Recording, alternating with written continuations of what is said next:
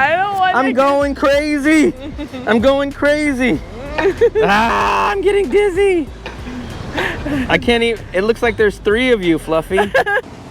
So guys, we are down here. This is our first time ever on the river area. We've heard about the river area, but we've never actually been down here.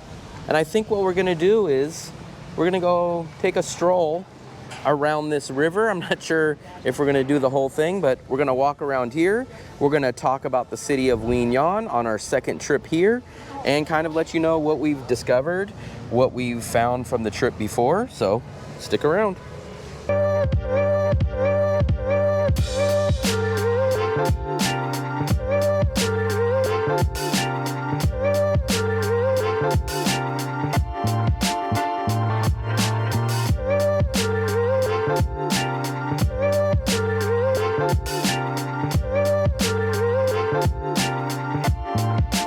What's up, guys? We are back in the city of Quy Nhon, Vietnam.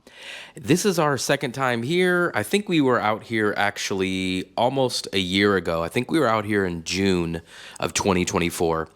And as I mentioned in several videos and live streams, this is probably maybe my second favorite overall city in Vietnam because it's so much like a Da Nang type of city.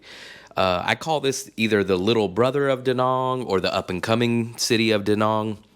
This is probably actually what Da Nang used to be like 10 or 15 years ago.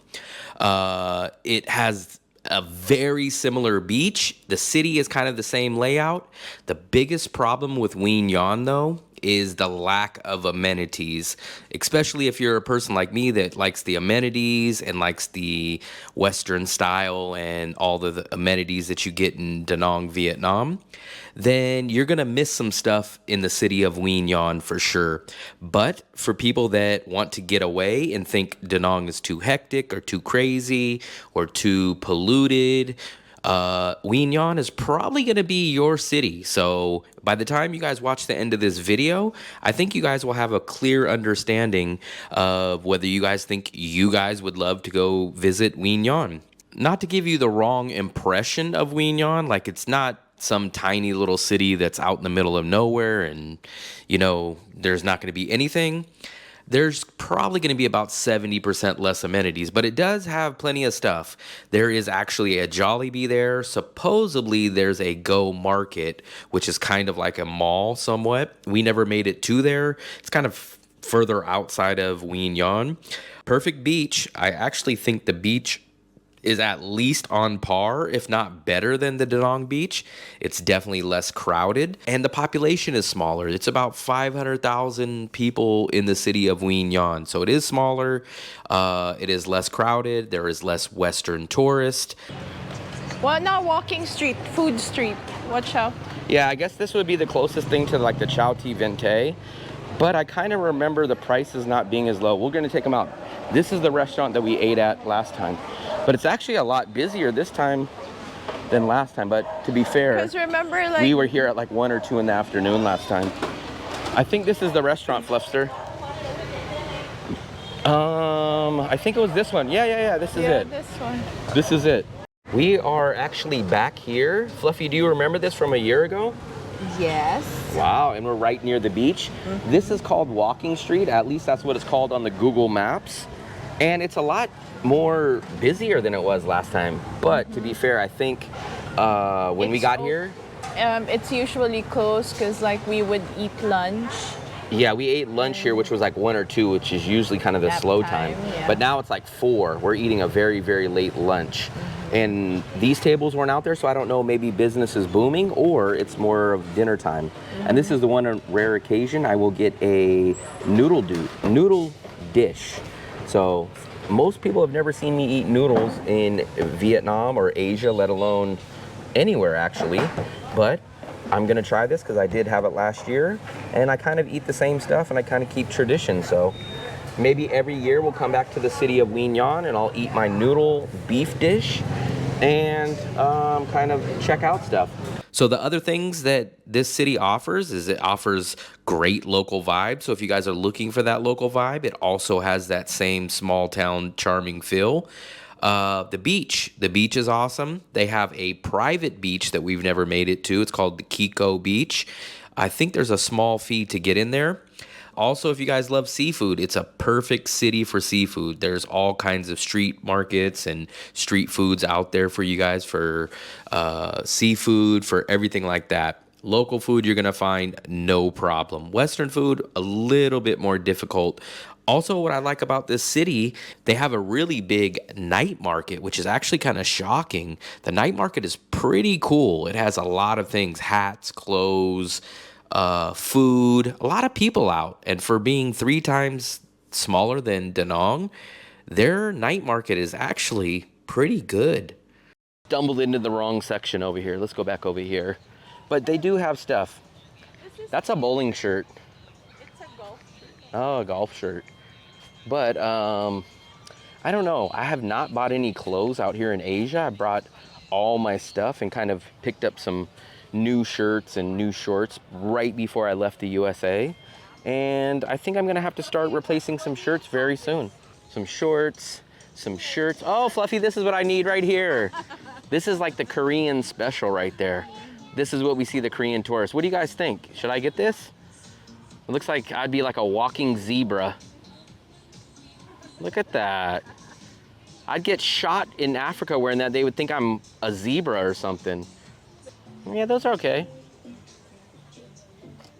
Yeah, those are not bad. I would wear those. I wouldn't really wear them too much out, but I would wear those to the beach.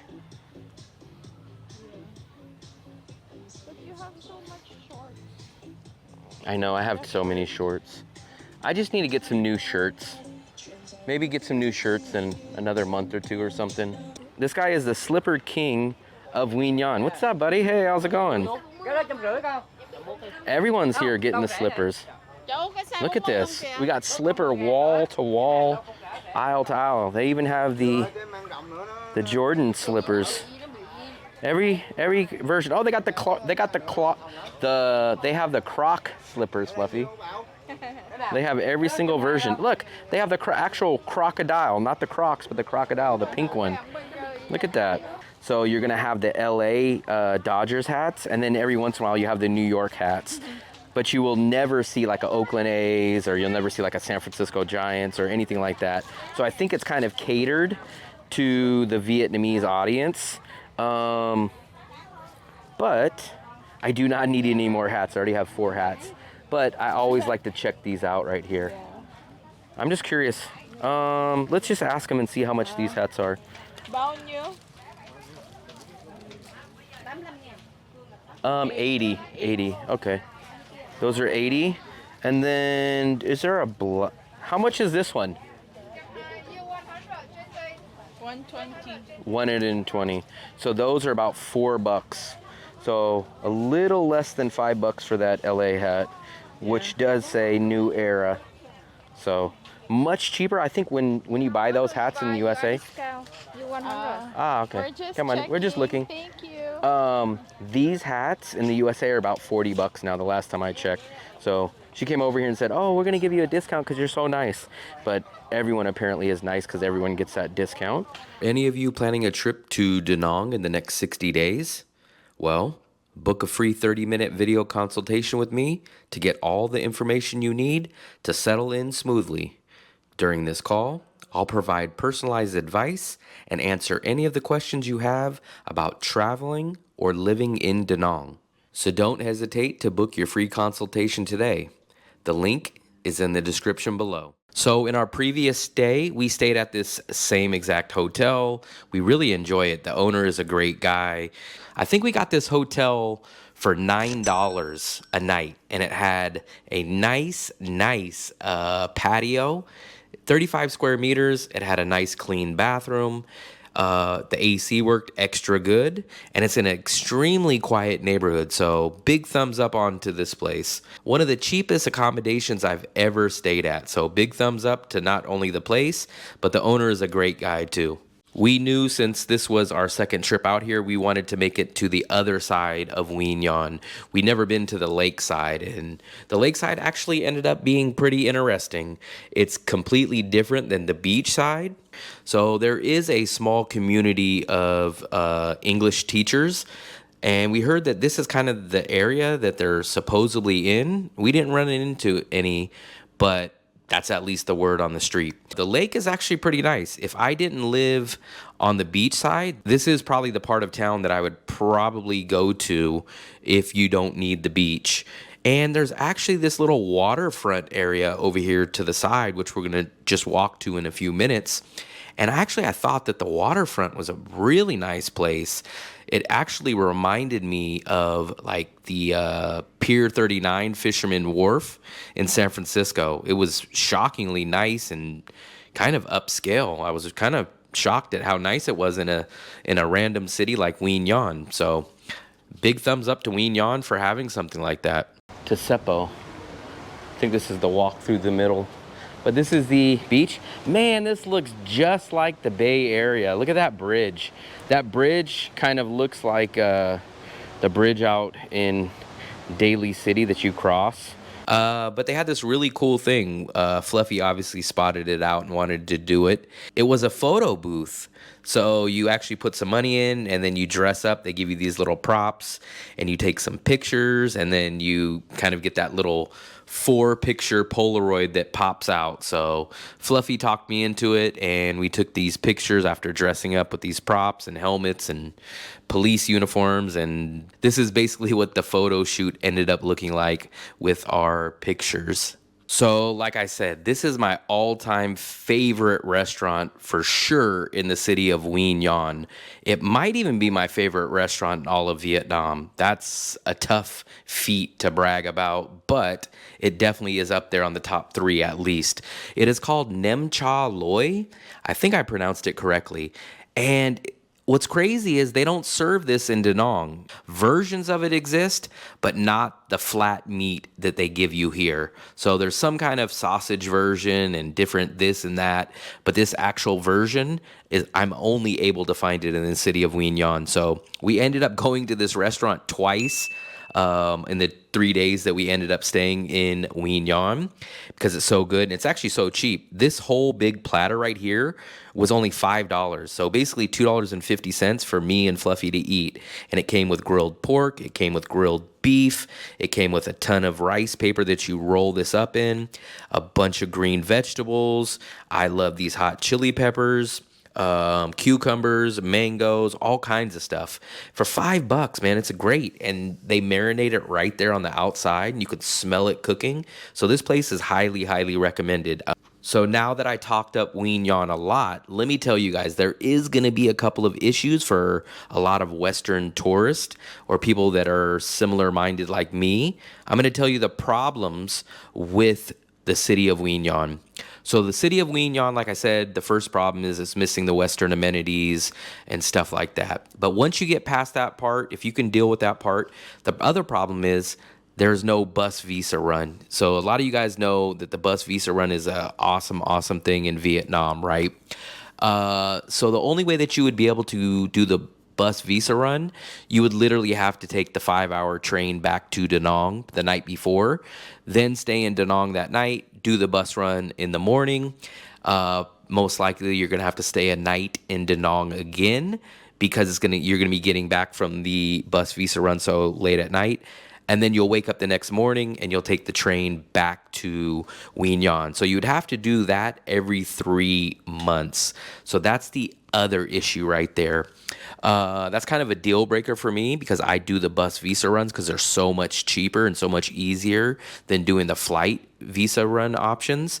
Now, the other downside of the issue with Quy Nhon is that they don't have an international airport. So that's going to cause you a little bit of problem, even if you said, hey, I don't want to do the bus visa run, because you're not going to be able to fly out of there internationally and do a visa run. So you are going to kind of have an issue. But it's perfectly located for great short-term trips. Quy Nhon is literally the center point from Da Nang to the city of Nha Trang. So it's a great option for a traveling thing. Like I said, Quy Nhon is a perfect 3, 4, 5, or even a 7-day trip for most people. It's absolutely perfect. Now, once you get longer than 7 days, maybe like 30 days to longer, you're going to really start missing those amenities, and the international airport and the visa runs are going to become a headache. So you are going to miss out on certain things. Maybe the beach will persuade you that that stuff is something that you can overlook. Maybe. And maybe you guys love the less hectic life and not seeing any tourists. If that's what you guys prefer, then Quy Nhon might be your city. But this is our first stop on this trip. We are heading to another city called Tuy Hoa next. We're going to take the train to there. I think it's about 3 hour train ride from the city of Quy Nhon to Tuy Hoa. So look for that video very, very soon. I hope that you guys enjoyed the city of Quy Nhon as much as me and Fluffy did. I enjoy it a lot. Hopefully you guys got to see a little bit of a preview and get a little taste of the city of Quy Nhon. And if you haven't already, please hit the subscribe button. Whenever I check the analytics, it says 80% of you guys that watch the video are not subscribed. If we can get that number down and maybe get some more subscribers, I would greatly, greatly appreciate it. It does help the channel grow. Once again, I hope you guys enjoyed this video. Happy travels.